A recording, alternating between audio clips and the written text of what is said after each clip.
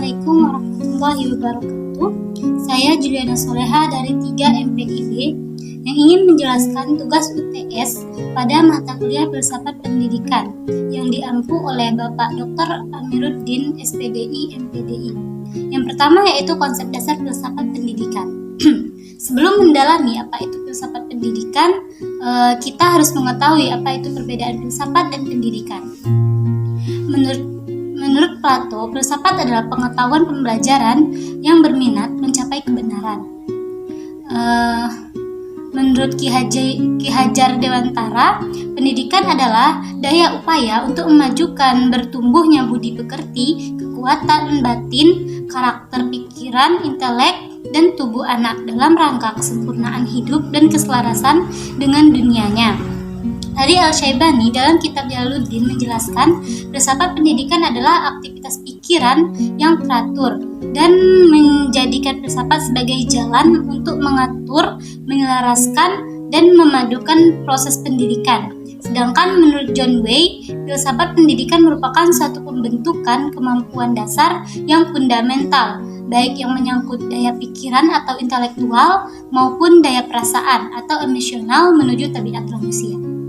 Jadi, filsafat pendidikan adalah teori atau ideologi pendidikan yang muncul dari sifat filsafat seorang pendidik, dari pengalamannya dalam pendidikan dan kehidupan, dari kajian tentang berbagai ilmu yang berhubungan dengan pendidikan, dan berdasarkan itu pendidik dapat mengetahui sekolah berkembang. Adapun konsep dasar filsafat pendidikan.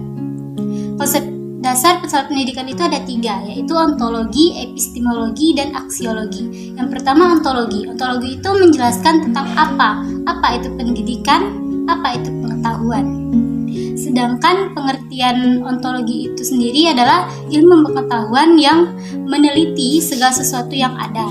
Yang kedua, epistemologi adalah ilmu yang membahas tentang bagaimana, yaitu bagaimana itu pengetahuan.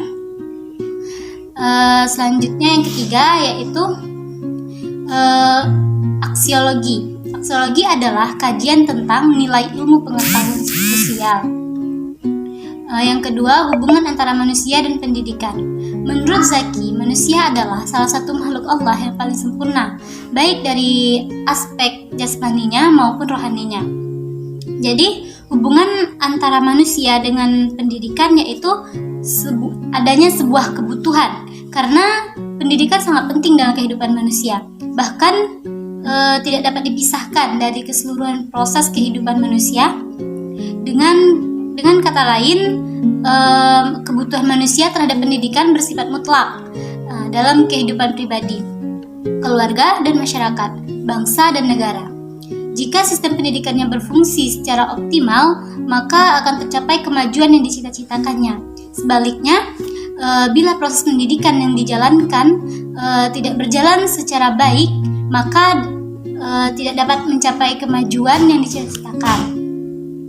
Pendidikan merupakan suatu upaya mencerdaskan kehidupan bangsa dan meningkatkan harkat dan martabat manusia. Melalui pendidikan, diharapkan dapat tercapai peningkatan kehidupan manusia ke arah yang lebih sempurna. Pendidikan merupakan usaha agar manusia dapat mengembangkan potensi dirinya melalui proses pembelajaran atau cara lain yang dikenal dan diakui oleh masyarakat.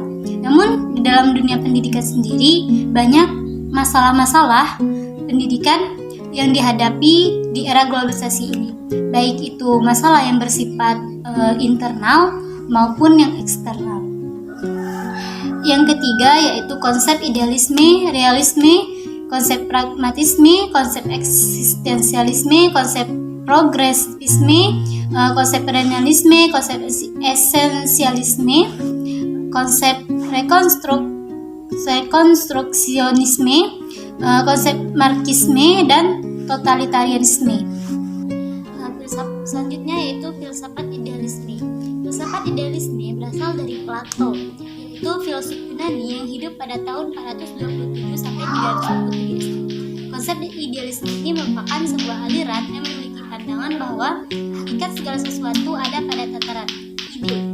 Jadi, idealisme adalah sistem filsafat yang menekankan pentingnya pikiran atau mind, roh, jiwa, daripada hal-hal yang bersifat kebendaan atau material.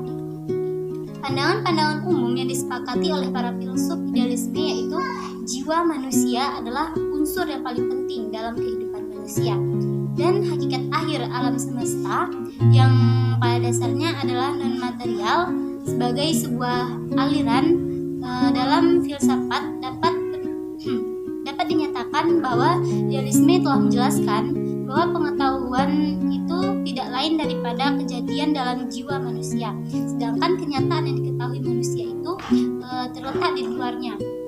Konsep realisme mengaku bahwa kepentingan tertinggi bermacam-macam, tergantung konteks politik dan budaya yang menjadi dasar kebijakan luar negeri, yaitu satu aliran memandang bahwa dunia materi sesuatu yang benar-benar ada atau terjadi.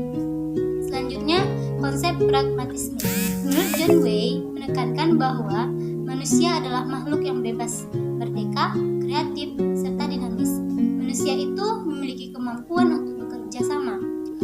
Konsep pragmatisme mempunyai keyakinan bahwa manusia mempunyai kemampuan yang wajar. Konsep esensialisme merupakan salah satu aliran filsafat yang menurut religious Charles Jusser yaitu eksistensi resmi, yang merupakan salah satu aliran filsafat yang sadar akan kenyataan manusiawi. Artinya rumput filsafat ini fokus pada manusia sebagai eksistensi keberadaannya dalam suatu situasi dunia. Konsep progresivisme. Menurut John Way, progresivisme merupakan sebuah aliran filsafat yang berorientasi ke depan, yang memposisikan manusia atau peserta didik sebagai salah satu subjek pendidikan yang memiliki bekal dan potensi dalam pengembangan dirinya, dan memiliki kemampuan untuk memecahkan berbagai persoalan yang dihadapi. Selanjutnya, konsep perennialisme. Menurut pandangan Plato, tokoh yang mempengaruhi aliran ini menjadi bukti nyata bahwa manusia membutuhkan proses pendidikan dalam menumbuh kembangkan akal pikiran, kemampuan, dan nafsunya. Konsep esensialisme menurut William Shepard, filsafat pendidikan esensialisme adalah pendidikan yang didasarkan kepada nilai-nilai kebudayaan yang telah ada pada sejak awal peradaban umat manusia. Konsep rekonstruksionisme. Menurut para ahli, rekonstruksionisme merupakan tata susun atau menyusun kembali dalam konteks pendidikan. Aliran ini adalah suatu aliran yang berusaha merombak tata susunan lama dan membangun tata susunan hidup kebudayaan yang bercorak modern. Ini merupakan kelanjutan dari gerakan progresivisme. Mungkin hanya itu yang dapat saya sampaikan, kurang lebihnya saya mohon maaf, dan saya akhiri. Wassalamualaikum warahmatullahi wabarakatuh.